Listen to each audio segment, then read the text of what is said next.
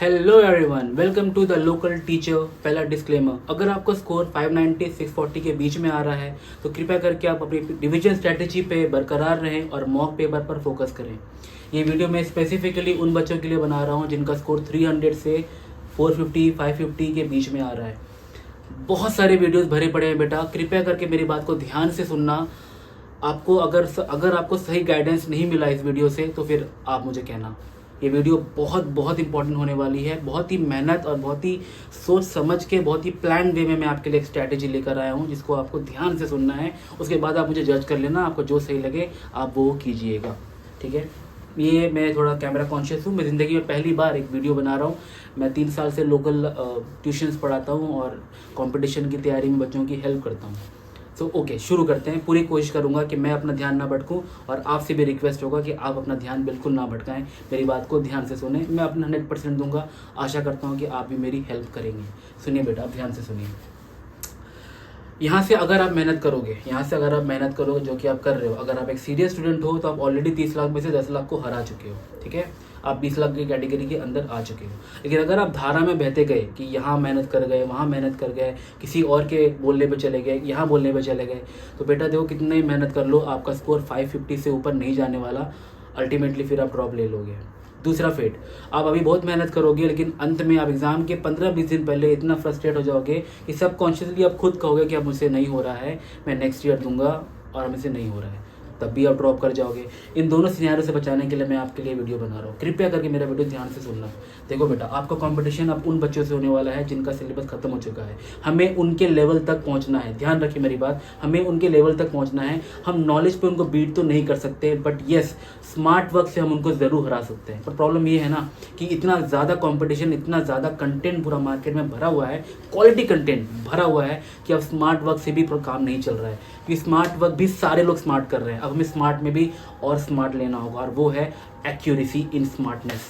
Accuracy smartness के साथ अब वो कैसे होगा मैं आपको बताता हूँ। ये प्रिपरेशन स्ट्रेटजी ध्यान से सुनिएगा। हमारे पास अभी यहाँ से 3 महीने का टाइम है। मैं अज्यूम कर रहा हूँ कि आपने अभी तक फिलहाल कुछ खास प्रिपरेशन करी नहीं है, लेकिन इसलिए मेरे वीडियो देख रहे हो और मैं आपको दिलासा दे रहा हूँ बेटा, दिल से कह रहा हूँ बेटा, कुछ ना कुछ आप लेके जाओगे इस वीडियो से। देखिए, मैं आपको स्ट्रेटजी बता रहा हूँ। हमारे पास 3 सब्जेक्ट है, फिजिक्स, केमिस्ट्री और बायोलॉजी। फिजिक्स केमिस्ट्री को हम अलग तरीके से डील करेंगे, बायोलॉजी को हम अलग तरीके से डील करेंगे, ठीक है। फिजिक्स केमिस्ट्री को हम ऐसे डील करेंगे कि हमें उसे अपने मॉक में शामिल नहीं करना है। कैसे, मैं बता रहा हूँ, ध्यान से सुनिएगा, थोड़ा शांत हो जाइए।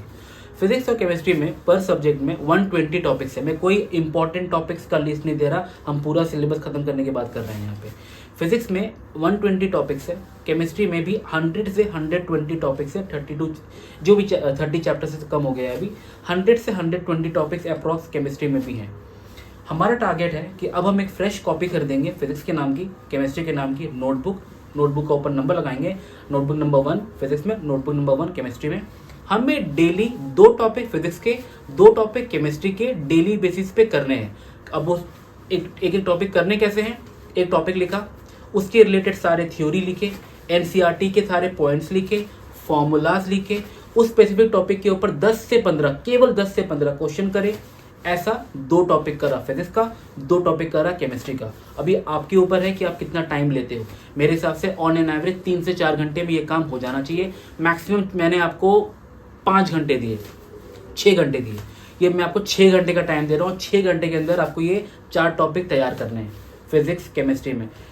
ध्यान रहे, ये हो गया फिजिक्स केमिस्ट्री का एक दिन का वाला बात। अब हम आते हैं बायोलॉजी पे। बायोलॉजी पे हमारा मेन गेम है। हमें 30 डेज के अंदर पूरी बायोलॉजी खत्म करनी है। 30 डेज के अंदर पूरी बायोलॉजी खत्म करनी है।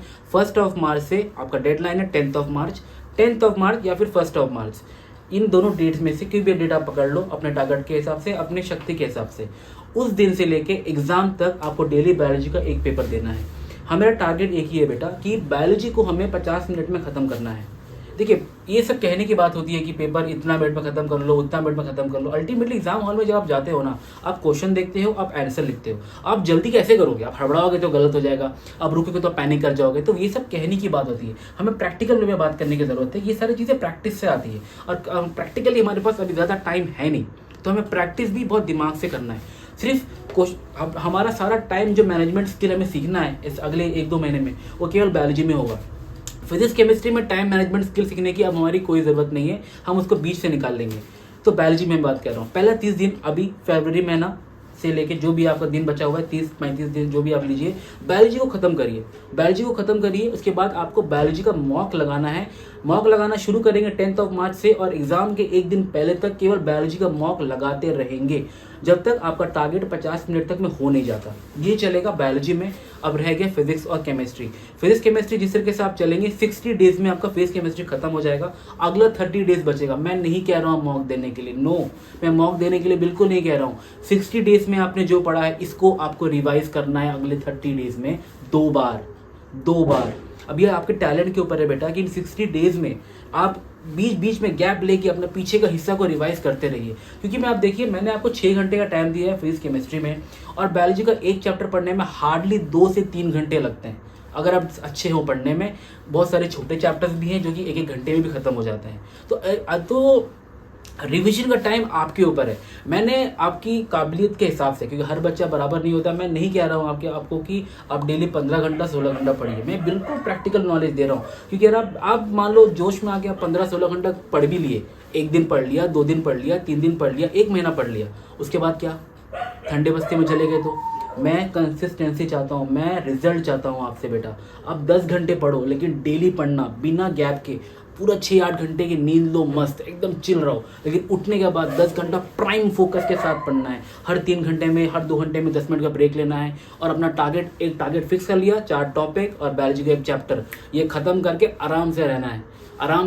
मूड हुआ है, रिवीजन करना है, बस रिवीजन और ये टॉपिक, ये रिवीजन, ये टारगेट, ये रिवीजन, ये टारगेट। बायोलॉजी का टारगेट है 30 दिन में बायोलॉजी खत्म करनी है। फिजिक्स केमिस्ट्री का टारगेट है 60 दिन में इन दोनों को खत्म करना है।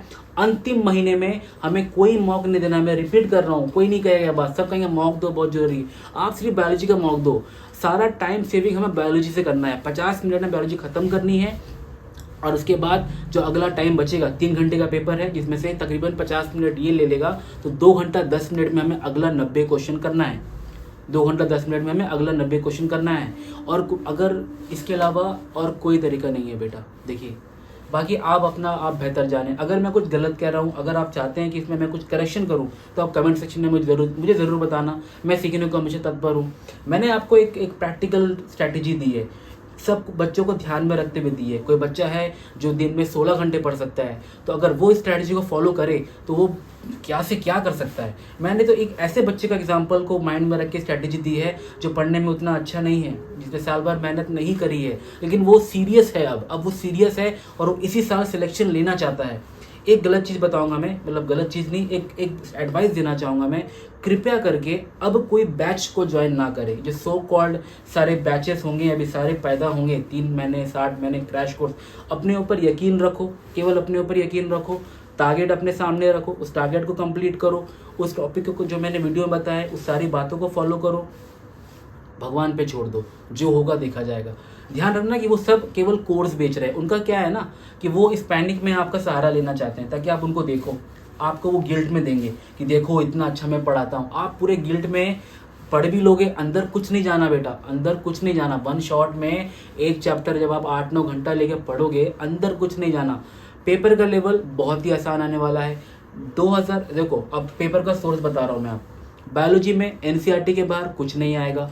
केमिस्ट्री में नीट 2018 से 2024 तक का क्वेश्चन, जेईई में 2018 से 2024 तक का क्वेश्चन, और एनसीईआरटी के पूरे। इन 3 चीज़ के अलावा केमिस्ट्री में अगर कोई क्वेश्चन आ जाएगा तो मुझे बता देना। Physics is the game. Physics में आपको फॉर्मूलाज पते होने चाहिए, क्योंकि बहुत इजी क्वेश्चन आने वाला है। जो स्ट्रैटेजी मैंने आपको फिजिक्स के लिए बताई है उसको आप फॉलो करिए, और कंटेंट के लिए लीजिए ना सबकी मदद लीजिए सबका, लेकिन फॉलो करिए अपने हिसाब से, अपने स्टाइल के हिसाब से, अपने स्ट्रैटेजी को खुद बनाइए, अपना सिलेक्शन अपने दम पे लीजिए बेटा, ठीक है। बाकी थैंक यू वेरी मच। अगर आपको मेरी बात अच्छी लगी हो तो थैंक यू बेटा, थैंक यू। हाँ, बाय।